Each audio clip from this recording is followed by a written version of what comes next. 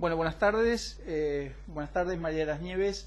En el marco de este ciclo de entrevistas que denominamos conversatorio, que se da en un programa de entrevistas que ha enmarcado el Observatorio de Estudios Federales de la Facultad de Ciencias Jurídicas y Sociales de la Universidad Nacional de La Plata, hemos decidido entrevistar a la profesora María de las Nieves Nicacelaya, que es una catedrática de Derecho Constitucional, profesora titular de Derecho Constitucional en la Cátedra 2 de esta Casa de Estudios, profesora del posgrado de Derecho Constitucional, también es docente en otras universidades de la Argentina, autora de distintos libros y libros dedicados al derecho constitucional argentino. Y la idea de hoy es entrevistar a la profesora y hacer algunas reflexiones en relación a un debate que se está dando en la sociedad argentina, que es en torno a la despenalización o la legalización del aborto. Y la idea de esta entrevista, este intercambio de ideas, María de las Nieves, es hacer un poco el raconto del estado de situación en el derecho argentino respecto a la problemática y conocer un poco cuáles son los aspectos constitucionales que se debe tener en cuenta en el sistema argentino respecto a estos debates, a si es factible la despenalización del aborto, la protección del derecho a la vida desde el punto de vista de la Constitución argentina, como también de los instrumentos internacionales que han sido ratificados por el Estado argentino.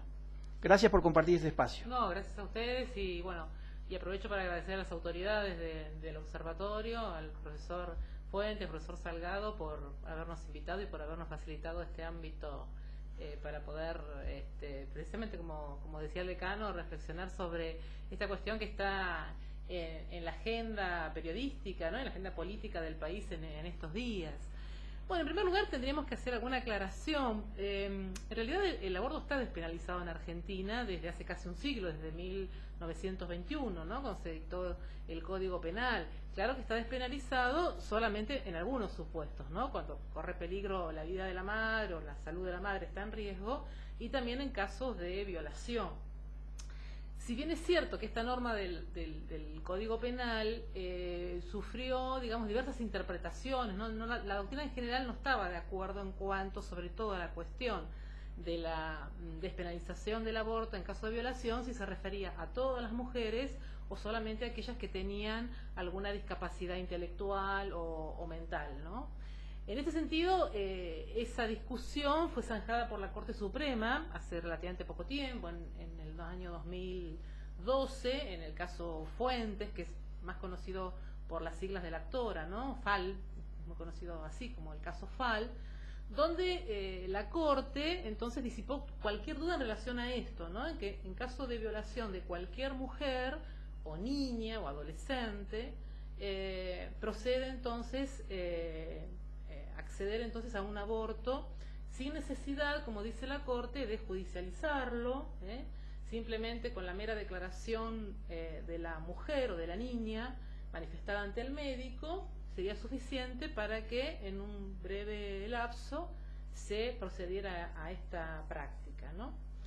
En ese caso, además, la Corte establece que las provincias deben adoptar protocolos de actuación para estas prácticas, cosa que algunas provincias han hecho correctamente, como la Corte ha indicado, más o menos un tercio en el país.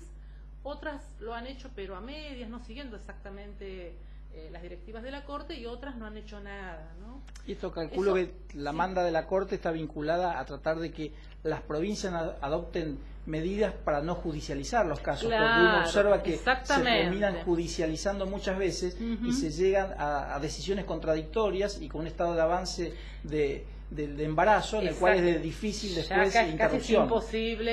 Es imposible proceder a un aborto. Entonces, como eso pasaba mucho y como Argentina tenía varias intervenciones de organismos internacionales de derechos humanos en el sentido de que tenía que cambiarse esa práctica en el país, entonces la Corte Suprema, tomando inclusive algunas decisiones del Comité de Derechos Humanos de Naciones Unidas y de otros comités, precisamente instando a las provincias a que definitivamente adoptaran esos protocolos para dar certeza a todos, a las mujeres, a los médicos, a los directores de los servicios de salud, a todos, a los jueces, ¿no? Y que todos supieran de qué manera tenían que actuar en un caso de esto. en los casos en que el Código Penal desincrimina estas conductas, ¿no? En esos casos. ¿Y las provincias han cumplido? Bueno, algunas sí y otras no. La provincia de Buenos Aires, por ejemplo, no, está a mitad de camino, sí la ciudad de Buenos Aires, o la provincia de Santa Cruz, por ejemplo, la provincia de Jujuy también, ¿no? En los dos extremos del país han cumplido, y otros no. Es una deuda que reiteradamente los organismos de derechos humanos de Naciones Unidas y también algunos de nuestro hemisferio interamericanos también vienen reclamando al Estado argentino, ¿no? Que se cumpla con lo establecido por la Corte en el caso FAL. Y cuando debatimos este tema de aborto, ¿la Argentina tiene instrumentos internacionales que se ha comprometido a respetar, que pongan en situación frente a estos debates? Sí, lo que pasa es que los instrumentos internacionales en general no son contundentes en estos temas, digamos, que se debate, que no hay demasiada coincidencia, ¿no? O sea, ningún instrumento internacional dice está terminantemente prohibida la pena de muerte o está terminantemente prohibido el aborto. En general no. ¿Por qué no lo hacen? Porque la idea es que esos instrumentos sean firmados y ratificados por la mayor cantidad de países. Entonces, como todos tienen legislaciones internas diferentes, la idea es que, en cuanto sea un poco vaga la norma, mejor para poder incluir a la mayor cantidad de países, ¿no?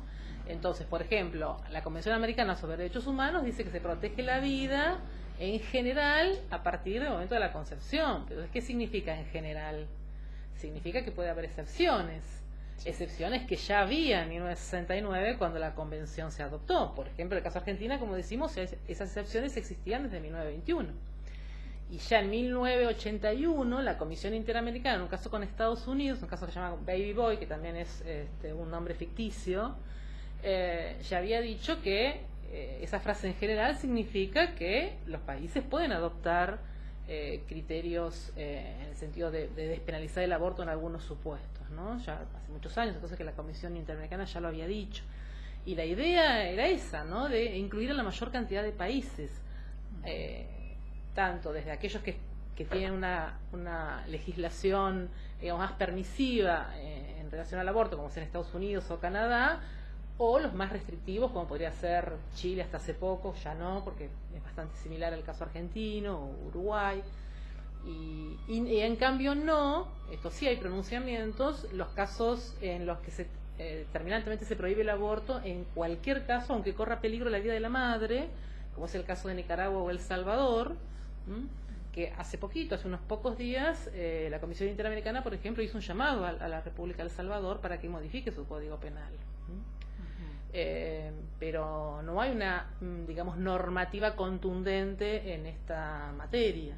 ¿Y si uno... Sí hay pronunciamientos de organismos internacionales recomendando a los estados, sobre todo permitir el acceso a las niñas embarazadas producto de violación. María, y si uno quisiera hacer un estudio del derecho comparado sobre esta problemática, ¿a qué países o legislaciones tendríamos que empezar a fijarnos?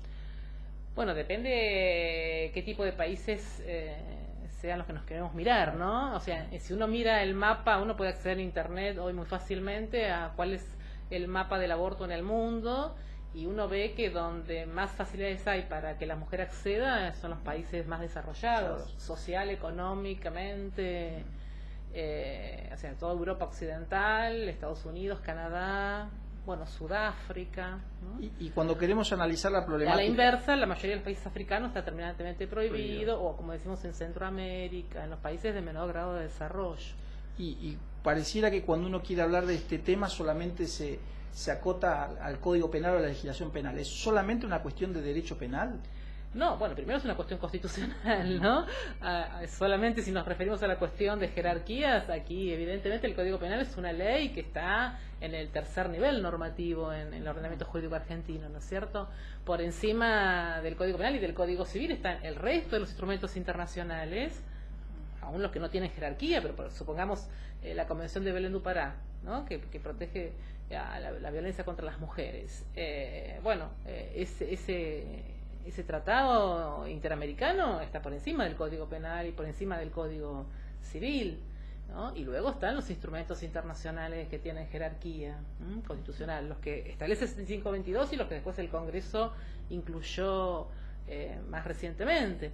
Entonces, todo ese plexo normativo hay que tener en cuenta, y sobre todo el bloque de constitucionalidad, ¿no? Que ese es el que nos va, y no solamente el plexo normativo, sino además, a partir de que la Corte Interamericana dice que todos los órganos del Estado, de todos los estados, tienen que hacer control de convencionalidad, a su vez tenemos que, las autoridades argentinas y de todos los países de América, tienen que velar porque la legislación interna y las actuaciones de los organismos internos estén conformes no solamente a la Convención Americana, al resto de los instrumentos internacionales de derechos humanos, sino también a la jurisprudencia interamericana, ¿no?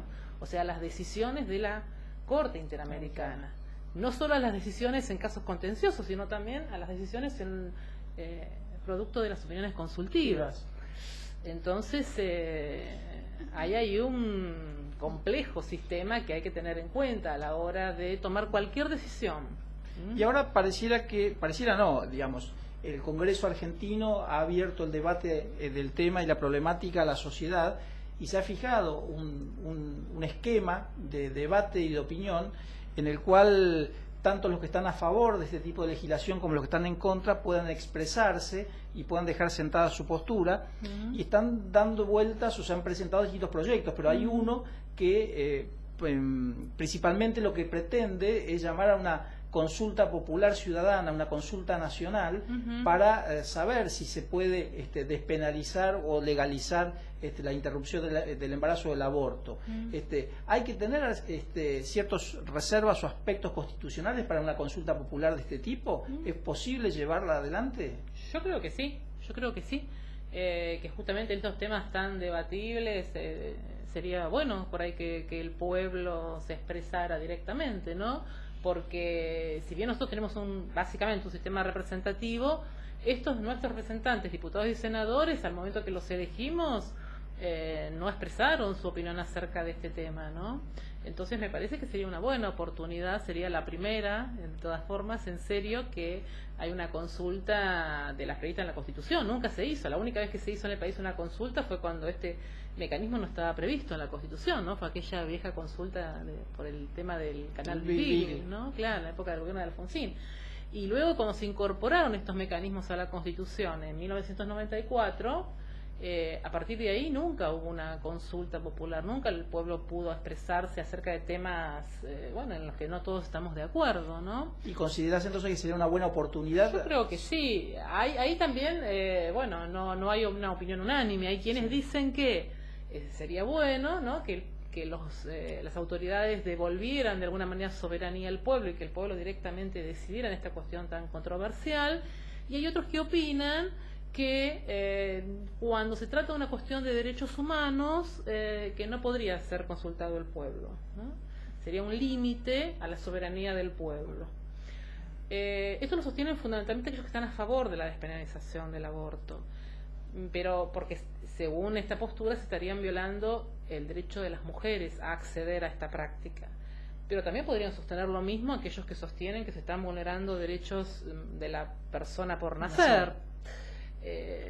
Pero eso son posturas, pareciera que pero impedimento legal, constitucional sí, no existiría. No, porque el artículo 40 prevé dos posibles consultas, ¿no? Una vinculante y otra no vinculante. En un caso la llamaría el Congreso y sería sobre un proyecto de ley, y en el otro caso lo podría hacer el Poder Ejecutivo o el Congreso, ¿no? Quizás entonces, consultando a la ciudadanía en un tema tan controversial, daría mejor legitimación a la decisión, sea tanto a favor o no, en avanzar una legislación o no, pero daría mayor legitimación a la decisión del Congreso. A mí me parece que sí, sobre todo en esta circunstancia en que no se había debatido previamente, ¿no? O sea, previo a las elecciones, ni en el 2015, ni en el 2017, no se debatió esto previamente a la elección de los legisladores. Entonces no sabemos cuál es la opinión de los legisladores, en particular de los partidos políticos, que tampoco todos están de acuerdo, y que es transversal esta discusión, porque dentro de los partidos políticos, que siempre pasa esto, ¿no? Pasó en Italia cuando se discutió el aborto, en Irlanda, no es que todo un partido político opina en un sentido monolíticamente lo acompaña, no. Los propios partidos muestran diferencias. Claro, entonces me parece que sería una buena oportunidad, ¿no? Y vos bien decías que sería la primera oportunidad que se dé después de lo que se hizo en 1985, si mal no recuerdo, con la ratificación del Tratado de Paz del Canal de Beagle. Claro. ¿Sería la primera vez entonces históricamente en Argentina que se pueda someter a consulta popular? Sí, la primera vez, sí.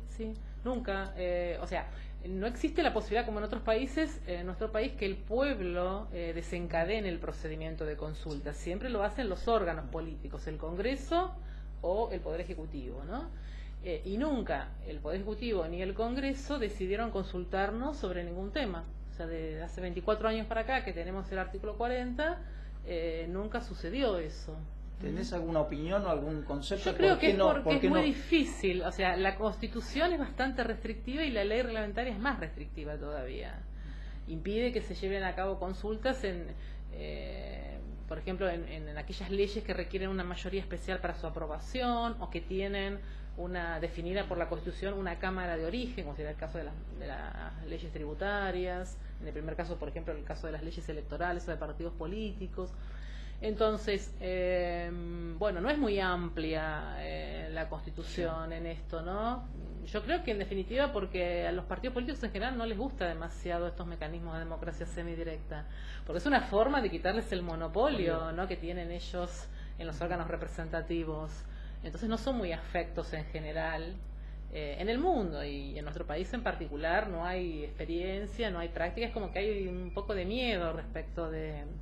Es cierto que en muchos países se ha utilizado muy mal. Estos mecanismos son archidemocráticos, pero en muchos países se han usado muy mal, ¿no? O sea, en general las dictaduras del mundo se han legitimado a través de estos instrumentos. Es cierto que hay que tenerle algún temor, pero bueno, en un sistema democrático, en un momento donde la democracia me parece que está pleno, no creo que haya ningún riesgo de esa índole en nuestro país, ¿no?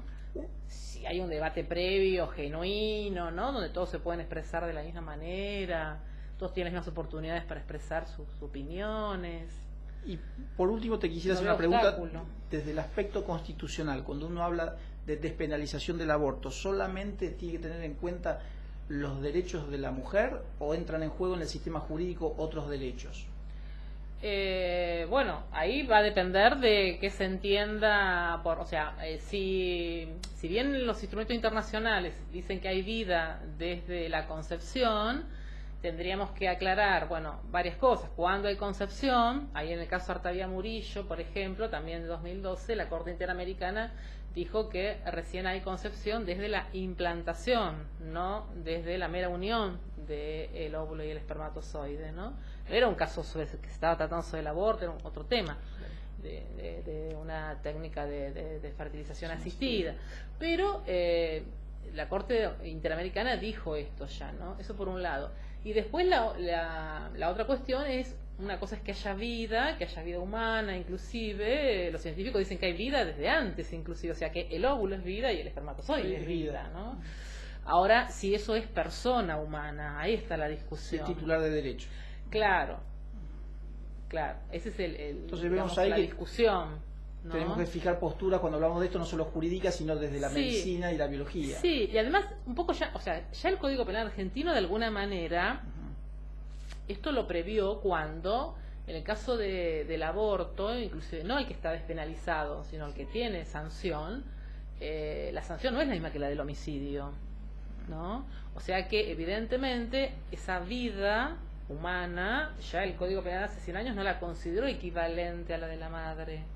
Y en el caso en que se permite el aborto porque está en riesgo la salud de la madre, en definitiva el Código está privilegiando la vida de la madre por sobre esa otra vida, ¿sí? O sea, ya lo hizo el Código Penal en el año 21. También recordemos que en el año 21 las mujeres no eran capaces, ¿no? Exacto, que no podían hacer prácticamente nada. Claro, claro. Tenían un estatus jurídico distinto. Claro. Bueno, María Nieves, te agradecemos estos minutos que nos hayas permitido poder analizar esta problemática. No sé si querés comentarnos algo más. No, un gusto realmente y un agradecimiento nuevamente para las autoridades del observatorio que nos hayan permitido aclarar algunas cosas que están en los medios, sobre todo estos días, y que a veces, bueno, escuchamos algunos errores, ¿no? Y que nos parece que por ahí habría que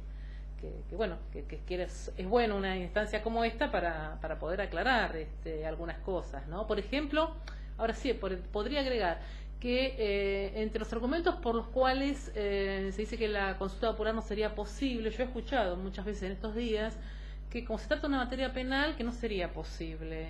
Y creo que acá hay una confusión, porque lo que la Constitución prohíbe es que haya iniciativa popular en materia penal, pero no consulta popular. Exacto. O sea, que ahí hay un error de algunos, lo he escuchado lamentablemente con alguna frecuencia, ¿sí? De todas maneras, podemos estar en contra inclusive de lo que dice el artículo 39, pero lo dice. En materia de iniciativa, pero en materia de consulta no está prohibido esto. Está bien. Así que eso sí sería bueno aclararlo. Bueno, entonces nos has ilustrado y nos has aclarado algunos aspectos de esta problemática. Te agradecemos, María de las Nieves. No, gracias a Seguramente usted, te convocaremos en otros momentos para poder seguir gusto. dialogando algunos temas de interés y que podemos nosotros desde la facultad y desde la universidad llevar algún tipo de claridad o de información a la ciudadanía. Bueno, Muchísimas gracias. No, gracias a ustedes. Gracias.